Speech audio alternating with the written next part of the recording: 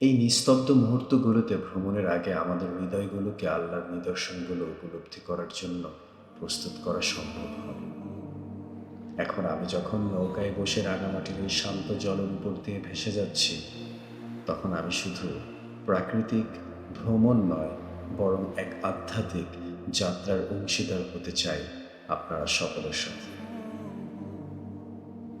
প্রতিটি গাছ, প্রতিটি পানির ঢেউ, প্রতিটি বাতাসের হাওয়া, সব কিছুই আল্লাহর করুণা আর ক্ষমতার সাক্ষ্য বহন। আসুন আমরা একসাথে কিছুক্ষণ থেমে চিন্তা করি এবং আল্লাহর মহান সৃষ্টি আমাদের স্মরণ করিয়ে দেয় সেই মহত্বের কথা। আমি যখন এই নৌকার উপর বসে রাঙামাটির শান্ত জলের উপর দিয়ে ভেসে যাচ্ছি, তখন আল্লাহর অপার সৃষ্টির সৌন্দর্য আমাকে মুগ্ধ করে। পর্বতমালা, সবুজ প্রকৃতি, এই বৃষ্টি আর জলের মৃদু ঢেউ, সব কিছু আল্লাহর নিখুঁত নকশার অসীম প্রজ্ঞার সাক্ষ্য বহন করে।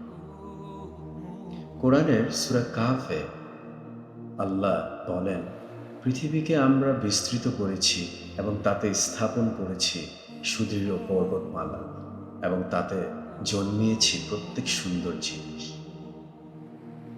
এখানে বসে থেকে অনুভব করা কঠিন নয় যে এই সুন্দর সৃষ্টির পেছনে কোনো কিছুই আকস্মিকভাবে আসে। প্রতিটি পাতা, প্রতিটি ঢেউ, প্রতিটি বাতাসের স্পর্শ আমাদের স্মরণ করিয়ে দেয় আল্লাহর মহিমা আর করুণা।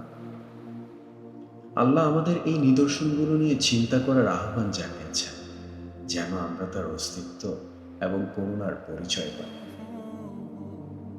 আমরা জীবনের ব্যস্ততায় ডুবে গিয়ে অনেক সময় ভুলে যাই এই পৃথিবীর সৌন্দর্যের মাঝে আমরা কতটা আশীর্বাদ প্রাপ্ত।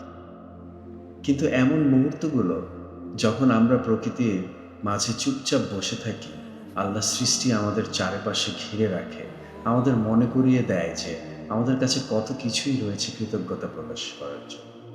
কিন্তু আমরা কি করি? প্রিয় নবী মুহাম্মদ সাল্লাল্লাহু আলাইহি সাল্লাম আমাদের শিখিয়েছেন, প্রতিটি ছোট ছোট আশীর্বাদের জন্য কৃতজ্ঞ হতে হবে, কারণ কৃতজ্ঞতা আমাদের আল্লাহর সঙ্গে সম্পর্ক আরও গভীর করে। আমি যখন রাঙামাটির এই শান্ত দৃশ্যপটে তাকাই, তখন আমার হৃদয় শান্তি আর প্রশান্তিতে পূর্ণ হয়। এই মুহূর্তগুলো আল্লাহর কাছ থেকে পাওয়া উপহার, যা আমাদের চিন্তা করার জন্য এবং কৃতজ্ঞতা প্রকাশ করার জন্য। আসলে আমরা একটু সময় নেই কৃতজ্ঞ হতে, শুধু এই সুন্দর দৃশ্যের জন্য নয়, বরং আমাদের প্রতিটি শ্বাস, আমাদের হৃৎপিণ্ডের প্রতিটি স্পন্দনের জন্য এবং আল্লাহর প্রতিটি নিদর্শনের জন্য যা আমাদের সামনে রয়েছে।